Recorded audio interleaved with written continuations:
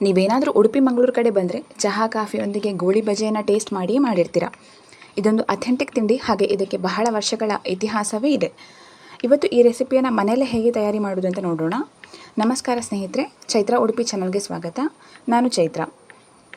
ಮೊದಲಿಗೆ ಅರ್ಧ ಕೆಜಿ ಮೈದಾ ಹಿಟ್ಟಿಗೆ 200 ಗ್ರಾಂ ಮೊಸರು, 4 ಚಮಚ ಸಕ್ಕರೆ, ರುಚಿಗೆ ತಕ್ಕಷ್ಟು ಉಪ್ಪನ್ನು ಸೇರಿಸಿಕೊಂಡು ಸ್ವಲ್ಪ ನೀರನ್ನು ಹಾಕಿ ಒಂದು ಮಿಕ್ಸಿಂಗ್ ಬೌಲಲ್ಲಿ ಚೆನ್ನಾಗಿ ಮಿಕ್ಸ್ ಮಾಡಿಕೊಳ್ಬೇಕು.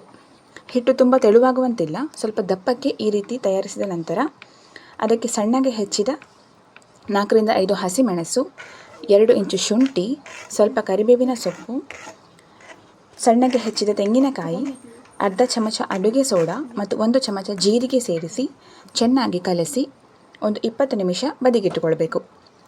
ನಂತರ ಕಾದ ಎಣ್ಣೆಯಲ್ಲಿ ಈ ರೀತಿ ದಪ್ಪಕ್ಕೆ ಹಿಟ್ಟನ್ನು ಹಾಕಿದರೆ ಗರಿಗರಿಯಾದ ಗೋಳಿ ಬಜೆ ಸವಿಯಲು ಸಿದ್ಧ.